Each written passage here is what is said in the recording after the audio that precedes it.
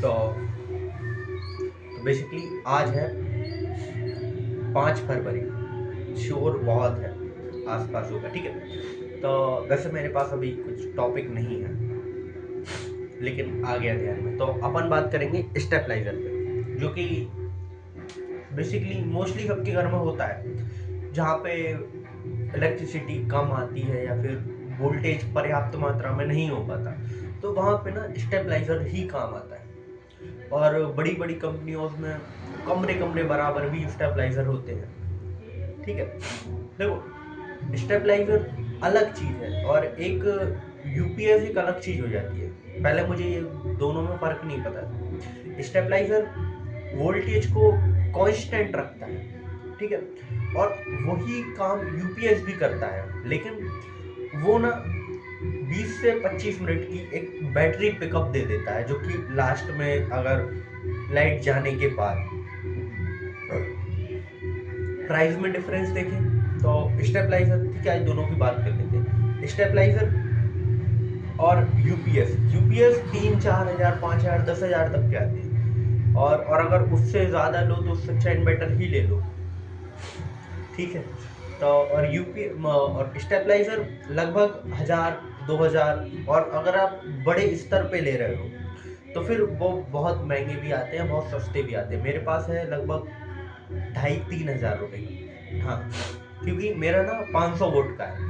200, 250, 300 ऐसे वोट पे आते हैं, 1000 वोट पे आता है, 1500 वोट पे, 2000 वोट पे, 3000 वोट का, सब अलग अलग है। मेरे पास है 500 वोट का। इसको जब मैं लेने गया था तो उन्होंने बोला था कि आपको कितना किलो का चाहिए। मैंने कहा किलो, उन्होंने कहा कि 250 ग्राम, 250 ग्राम भी रहता है, आधा किलो भी रहता है, 2.5 किलो भी रहता है, 5 किलो भी रहता है। मेरा स्टेबलाइजर एक बहुत पुराना है, बहुत ही पुराना, बहुत पुराने ज़माने का है। तो उसका लगभग वेट ही है 15 किलो।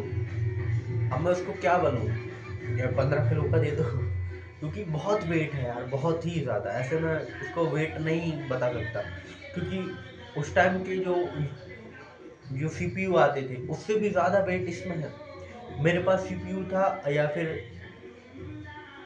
आई मतलब सेकंड जनरेशन होगा, फिफ्थ जनरेशन, हाँ, देखो, फिफ्थ या फिर सेकंड या फिर थर्ड या फिर फोर्थ जन होगा।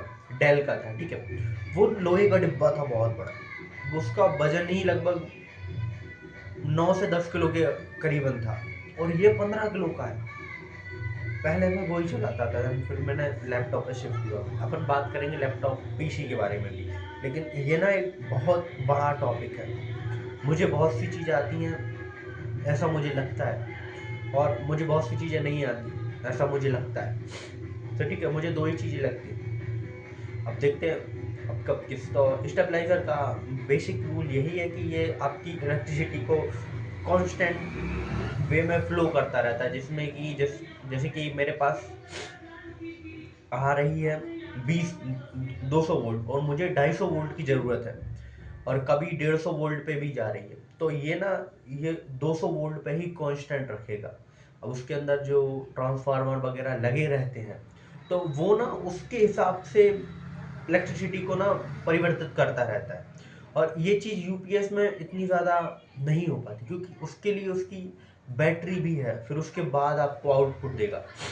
तो थोड़ी सी परेशानी हो जाती है, लेकिन मेजरली स्टेबलाइजर ना एक लाइट के मतलब इलेक्ट्रिसिटी के फ्लो के लिए एक बहुत ही अच्छी चीज़ है, जिसने कि यूपीएस नहीं है। अगर आप यूपीएस ले रहे हो तो आप उससे अच्छा एक इन्वर्टर प्रेफर कर सकते हो। तो ठीक है, तो आज टॉपिक यही है, बस इतना ही है। इसका मुझे कार्य विधि बिल्कुल नहीं पता, क्योंकि मैं इलेक्ट्रिशियन या फिर इलेक्ट्रिकल ब्रांच से नहीं हूँ। ना मैं बीटेक की, ना मैंने पॉली की, ना आईआईटी की, ना आईटीआई की, कुछ नहीं किया। ना मैं इलेक्ट्रिशियन हूँ जो मुझे इतना इसके अंदर का पता हो। बस इसके यूजेस पता है, क्या रहता है क्या नहीं। बस मिलते हैं आपको अगले दिन अगले किसी टॉपिक पे, तब तक के लिए जय हिंद।